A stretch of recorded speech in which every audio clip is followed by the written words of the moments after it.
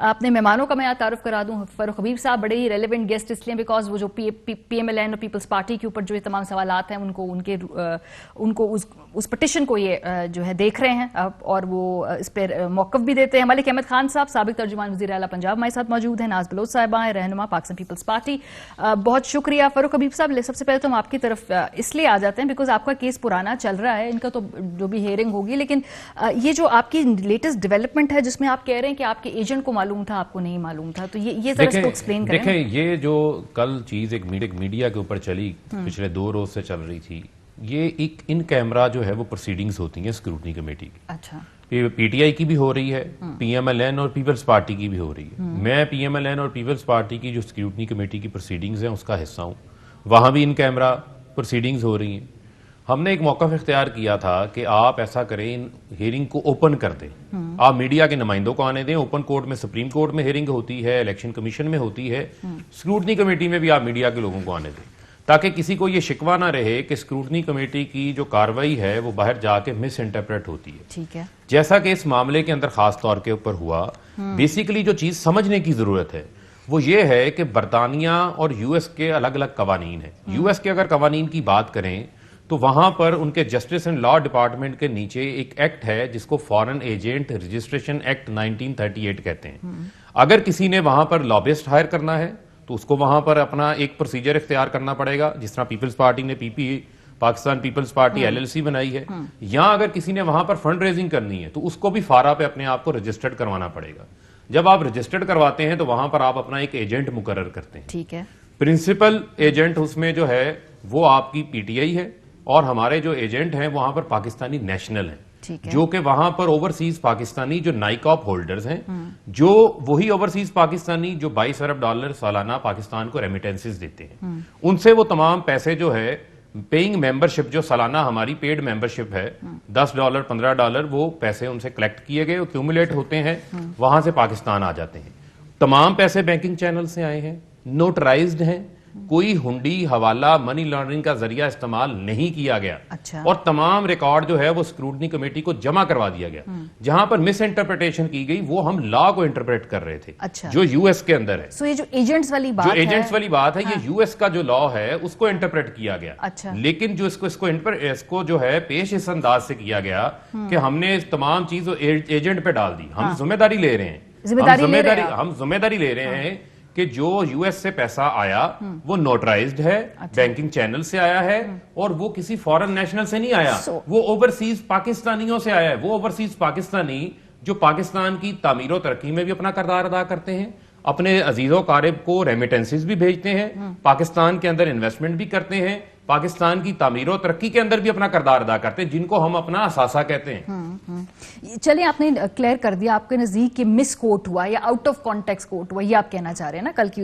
लेकिन ये फिर ये ताखीरी जो हरबे हैं जिसमें आप बार बार जो है जांच पड़ताल रोकने की कोशिश करते रहे, आपने साथ रिट पिटीशंस की हुई है, इलेक्शन कमीशन में दरखास्तें की हुई हैं, just get this over with. अगर मारिया, इसमें भी एक पॉलिटिकल रिहॉटिक जो है बड़ी देर से हमारे खिलाफ क्रिएट किया गया, वो भी मैं आपको क्लैरिफाइड कर देता हूं। देखें, 2 टेक्निक्स होती हैं। जब लॉ की टेक्निक में जाते हैं तो वकला अपने अंदाज से केस को आगे लेके चलते हैं, वो लीगल टेक्निकलिटीज पे जाते हैं, जो लीगल रेमेडीज, लीगल ऑप्शंस होते हैं उनको यूज करते हैं।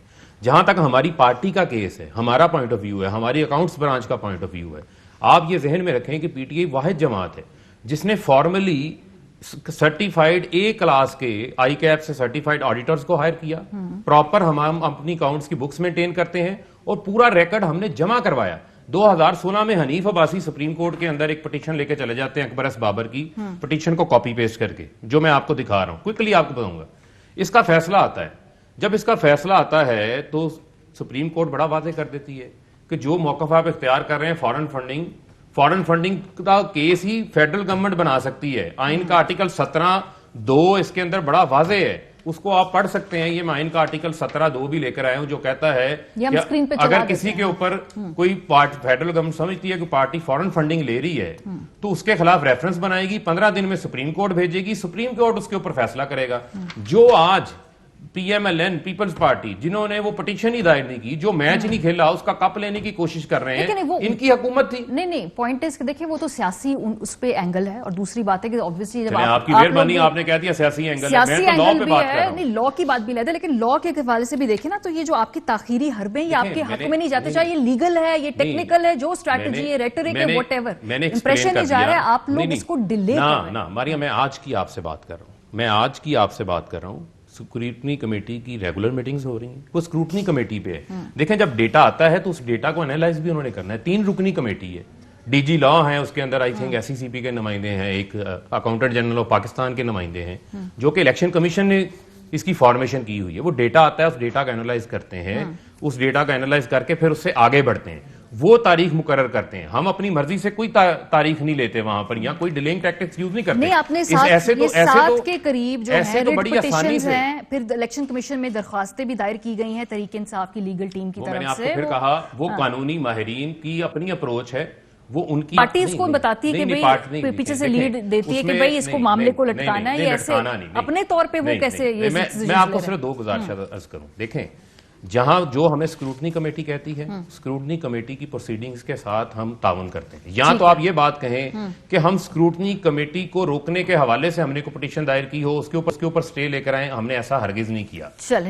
हमने कुछ लीगल रेमेडीज के ऊपर जरूर गए हैं, लेकिन स्क्रूटनी कमेटी की प्रोसीडिंग्स को एक दिन रोकने के लिए हमने किसी अदालत का कोई दरवाजा नहीं खटकाया। हमारा ये मानना है कि हम चाहते हैं कि हमारा भी जांच पड़ताल करें, क्योंकि कानून कहता है। अच्छा। हम ये कहते हैं पीपल्स पार्टी का भी करें, नून का भी करें, जिनके ऊपर इलेक्शन कमीशन 24 सितंबर को रिटन फैसला दे रहा है कि पीपल्स पार्टी नून लीग जो है वो इलेक्शन कमीशन की स्क्रूटनी कमेटी को मतलूबा रिकॉर्ड नहीं दे रहे, राह फरार इख्तियार किए हुए हैं, वो रिकॉर्ड जमा करवाएं।